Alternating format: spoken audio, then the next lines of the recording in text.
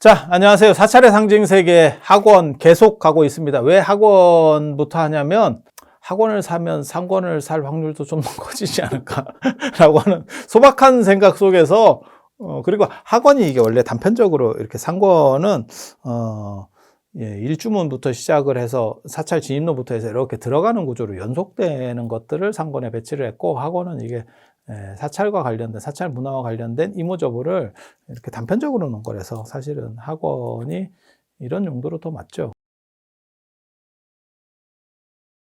이번에는 50번째 수인의 의미와 상징. 그래서 부처님 같은 경우는 다 다른, 그 생각 해보셨는지 모르겠는데, 저희 때 학부 때 이제 무슨 논쟁이 붙었냐면, 대학에서 무슨 논쟁이 붙었냐면, 수업 시간에 모든 부처님은 다 다르게 생겼냐? 같이 생겼냐? 똑같이 생겼을까? 다르게 생겼을까? 라는 생각이 있었어요. 언뜻 생각할 때는 다 다르게 생긴 거 아닙니까? 라고 할지 모르지만, 완벽한 깨달음을 얻었다면, A가 완벽해졌고 B도 완벽해졌다면 그것은 완전 대등이 돼야 되는 거 아니냐? 거기에 차별성이 존재한다면 그것은 대등관계가 아닌 거 아니야? 라는 논점이에요. 내가 깨달음을 얻었어. A라는 사람이 깨달음을 얻었어. B라는 사람도 깨달음을 얻었어. 그 깨달음이 그냥 일반 대등이면 그러면 같은 깨달음 레벨이야 라고 하는 건데, 이게 완전하면 그 차이라고 하는 것이 존재한다면 서로 불완전성이 좀씩 존재하는 거죠. 그러니까는 무한과 무한은 서로 포함 관계이기도 하고 대등 관계이기도 하고, 그 다음에 전혀 차이가 없어야 되죠. 이렇게 생각을 하는 거예요. 그리고 이러한 논점이 예전에도 있었던 거야. 그래서 부처님을 표현할 때 아미타 부처님이나 석가모니 부처님이나 비로자나 부처님이나 다 똑같아. 다 파마머리에다가 그 다음에 금색이고, 그냥 가사, 기본 가사 있고, 그냥 똑같이 계시는 거예요. 이건 되게 재밌는 논점이에요. 사실, 완벽하기 때문에 다를 수도 있는 거 아닙니까? 이것도 가능해, 사실은. 완벽하다라고 하는 건데, 또 동일성만 있다라고 하는 것은 동일성에 규제된 불완전성이야 라고 하는 것도 논리적으로 가능하거든요. 이거는 답이 나올 수 있는 문제는 아니에요. 이거는 이렇게 볼 수도 있고 사실은 저렇게 볼 수도 있고 라고 하는 거예요. 그러니까 완벽과 완벽이니까 똑같은 형태여야 돼. 아니 다른 형태라도 완벽과 완벽일 수도 있어. 이거는 한 단계 더 나아가는 논점이에요. 근데 이런 걸 자꾸 얘기하면 이제 장사가 잘 안 되기 때문에, 이거 사실 화엄 철학이나 이런 데서 이런 논점들이 굉장히 많이 나오거든요. 그래서 화엄이 지금 사람들이 아무도 관심을 안 갖는 거야. 부처님을 지금 현재 불교는 어떻게 판단했냐면, 깨달음이 동일하면 형태도 동일하다라고 생각을 하는 거예요. 부처님들이 이 절이나 저 절이나 조금씩 다르던데요? 그거는 대동소이한 거예요. 그러니까 기본 스타일은 다 똑같고 조각하는 사람에 의해서 조금씩의 차이인 거예요. 그러니까는 머리가 파마머리고 뭐 이런 게 바뀌는 게 아니고 기본 가다는 다 똑같은 거죠. 그리고 세부적으로 눈이라든지 이런 표현들에서 약간씩만 차이가 있는 거죠. 그런데 삼존부를 모셔놓은 상황을 보면 그 사람은 동일한 형태로 모시려고 했다는 걸 알 수 있죠. 세 분을 한 사람이 모셨으면 다 똑같아요. 얼굴도 다 똑같고. 그러다 보니까 그러면 이게 아미타 부처님인지 약사열애인지 비로자나 부처님인지 어떻게 아냐? 라고 하는 논점이 벌어지는 거예요.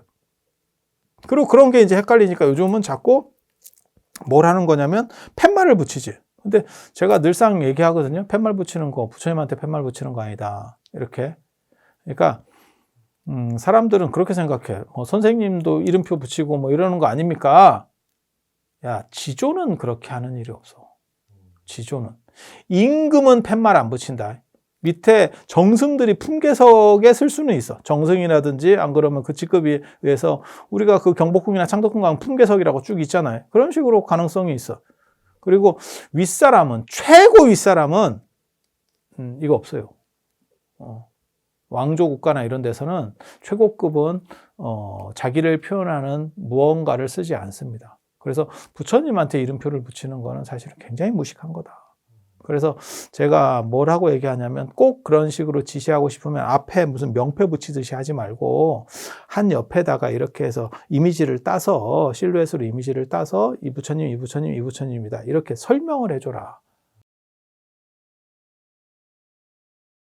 그래서 부처님은 사실 이게 임금하고 같은 레벨이에요. 군주하고 같은 레벨이에요. 그래서 금색을 쓰는 것도 그렇고, 동아시아에서 금색이라고 하는 것은 금색하고 자색, 자주색은 황제만 쓸 수 있는 색이에요. 황제하고 임금. 그래서 그렇게 쓰는 거고, 그 다음에 나중에 무슨 전, 창덕궁, 경복궁, 근정전, 창덕궁, 인정전, 이런 것들도 사실은 다 임금밖에 쓸 수 없는 거거든요. 그리고 그런 거를 대웅전, 비로전, 적광전, 이렇게 전자를 쓰는 거예요. 도교에서는 궁자를 씁니다. 참고로 말씀드리면. 그래서 무슨 궁 이러면 그건 사실 도교 용어예요. 도교 용어. 그래서 이런 얘기 해도 되는 건 모르겠다. 정멸보궁, 이게 도교식 표현이에요. 그리고 그 정멸보궁이라고 하는 게 어디서 유래됐냐면, 제가 지금 여기 있는 오대산 월정사 중대에서 시작된 용어예요. 그러니까 우리가 정멸보궁 하면 어디가 먼저 떠오르냐면 양산 통도사가 먼저 떠오르지만, 사실 그 명칭 자체의 기원은 사실 오대산 중대에서 시작되는 거고, 여기가 원래 도교적인 요소들이 존재합니다. 이 산이. 예. 그래서 그러한 요소들을, 그러니까 영향들을 받으면서 정멸보궁이라고 하는 좀 특이한 표현이 나오지 않았겠나 라는 생각을 해요. 그래서 맨 뒤에 궁자가 붙고 그 다음에 전자가 붙는 게 불교와 도교의 차이라더라. 불교에서는 이제 전자 다음에 쓰는 게 각자를 쓰거든요. 삼성각, 칠성각, 산신각, 이렇게 각자를 쓰는데, 도교에서는 궁자 다음에 쓰는 게 뭐냐면 관자를 씁니다. 삼청관, 이렇게. 예. 그래서 아무튼 그런 건 상식적으로 그냥 알아두시면 되고, 그리고 도사하고 도인의 차이도 있어요. 도사하고 도인. 도사하고 도인 차이 뭔지 아세요? 절에도 이런 게 있는데, 절에도 운수납자 이런 게 있거든요. 지금은 요즘은 그런 구분을 안 하는데, 큰 절에 이렇게 대방에 들어가면, 큰 방에 들어가면 다 뭐가 있냐면 청산백운이라고 쓰여 있어요.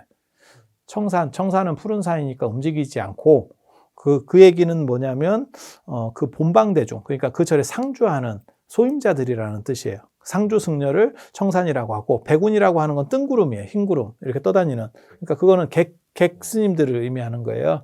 그래서 절에서는 청산백운으로 구분하기도 하고, 그 다음에 운수납자 이러면 이제 떠돌아다니는 스님들, 만행 이렇게 하면 다 떠돌아다니는 스님들을 얘기하는 거고.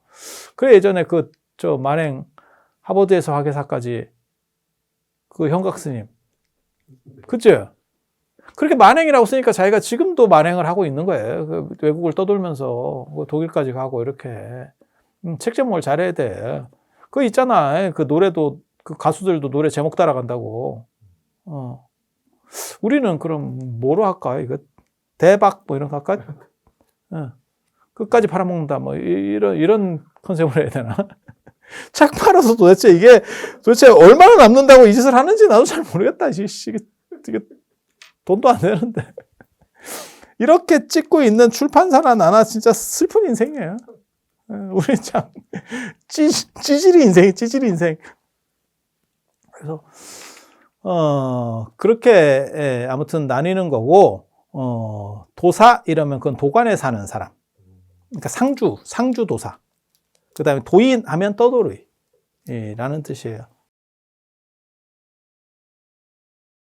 그리고 우리가 아까 제가 청산백운 이런 말씀을 드렸지만, 그건 청백이라는 뜻이거든요. 청백. 왜 청백이 이렇게 대응 구조가 되냐면, 이거 굉장히 재밌어요. 우리가 생각할 때는 당연히 청의 반대는 홍이거나 적이죠. 빨간색.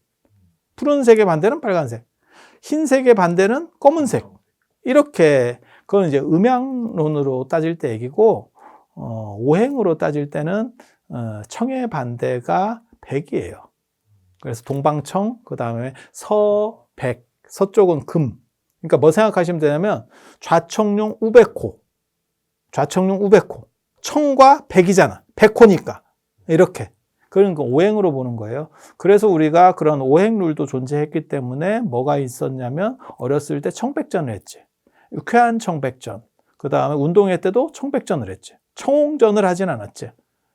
그걸 누가 저한테 쓸데없이 약을 뭐라고 팔았냐면, 제 아는 분이 뭐라고 팔았냐면, 왜 청백전이 됐냐면 우리가 빨갱이들한테 뒤지게 당해가지고 빨간색에 대한 공포증이 있어서 청의 반대를 100으로 놨다라고 하는데, 실제로는 그거는 한쪽은 음양이라고 하는, 그러니까 빨간색, 파란색, 검은색, 흰색이라고 하는 음양 논리가 있는 거고, 한쪽에는 오행 논리가 있는 거예요.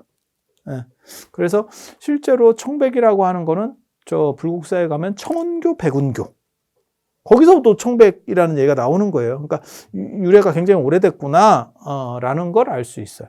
예. 좌청룡, 우백호 이렇게 생각하시면 돼요. 부처님 수인과 관련된 이야기를 할 수밖에 없는 게, 모든 부처님을 똑같이 동일성으로 표현을 해버리면 어느 게 어떤 부처님인지를 잘 모르잖아요. 그리고 지금 이름을 쓸 수도 없고,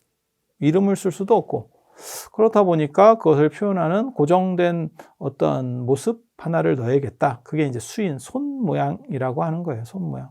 얘기하다 보면 이게 손이 이렇게 자유롭게 움직일 수도 있고, 그리고 인도나 동남아시아에 가면 더운 지역은 이 손가락에 대한 이러한 표현들이 상당히 더 심합니다, 우리보다. 그래서 춤을 추더라도 제가 예전에 그런 얘기했는데, 송승환의 난타 이렇게 탁 두드리고 막 이렇게 하는 난타 있잖아요, 난타. 그러면 그 다음에 이제 유행했었던 게 점프, 이렇게 막 덤블링 같은 거 하는 그런 점프 공연도 유행을 했었는데, 요즘은 난타 싹 죽었네. 근데 그런 것들은 사실은 추운 지역의 공연 문화고, 더운 지역 공연을 보면 손톱 같은 걸 긴 거 하나 끼워가지고 이렇게 따다다다다 이렇게 움직이는 정도의 춤이에요. 춤이 이렇게 역동적이지 않아요. 이유가 뭐냐면, 더운데 몸을 많이 쓰는 뭐 비보이 같이 이렇게 막 역동적으로 하면 짜증이 나요. 그래서 왕이 지금 40도인데 그 앞에서 비보이 댄스를 하는 거야. 막 돌면서 이렇게 하면, 그러면 왕이 뭐라 그러냐면 제 사형. 이렇게 가는 거야. 짜증이 나. 그래서 화려하게 차려입고 조금씩 이렇게, 우리가 볼 때는 너무 저거 좀 무성의하게 하는 거 아니야? 라고 하는 게 더운 지역 춤이에요. 더운 지역 춤. 그래서 걔네들이 의외로 몸을 잘 안 움직이고 손이나 이런 걸 이렇게 까딱까딱 하는 게 있어요. 그래서 수인 문화, 손에 대한 표현이 우리보다 훨씬 더 다양한 그런 부분이 있어요. 무드라, 만트라, 만다라, 이렇게 해서 신구의, 그러니까 입으로는 만트라, 진언을 하고, 그 다음에 몸으로는 수인, 무드라를 음사해서 문두루라고도 하는데, 그래서 통일 직후에 경주 저 사천왕사에서 이제 문두루 비법, 이게 문두루가 무드라의 수인, 손으로 이렇게 착착 움직이면서 이게 신통 부리는 거예요. 신통 부리는 거. 그리고 이 문화가 아직도 절에 남아 있어요.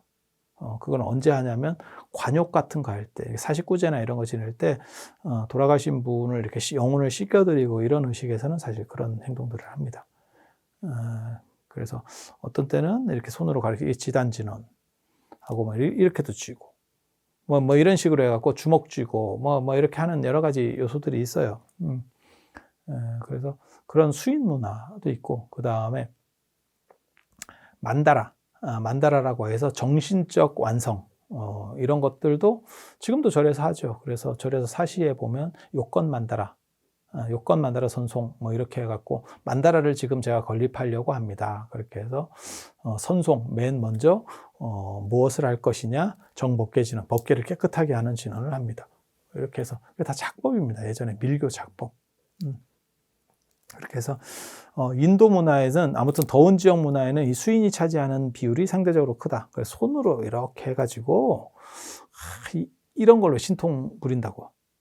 중국 도교에도 있어. 검결 해가지고 이렇게 부정을 쫓아내고 뭐 이런 것들이 있는데, 인도 문화에는 아무튼 이 수인이라고 하는 게 손 모양이라고 하는 문화가 있기 때문에, 그리고 그게 나중에 이제 제일 많이 발전하는 게 밀교거든요. 그래서 손 모양을 가지고 부처님의 자세를 특정한다. 그래서 몇 분만 알면 돼요. 그러니까 부처님이 굉장히 많은데, 부처님도 많고 보살님도 많고 대승불교에는 굉장히 그런 게 많은데, 실제로는 등장하는 분들은 몇 없습니다. 불명경이나 이런 데 보면 막 이렇게 많이 이렇게 두꺼운 페이지의 책으로 부처님 이름과 그 다음에 저 보살님들 이름이 나오는데 다 필요 없고 뜬 사람만 기억합니다. 그래서 그 몇 분만 기억하면 어느 절에 가서도 다 통한다.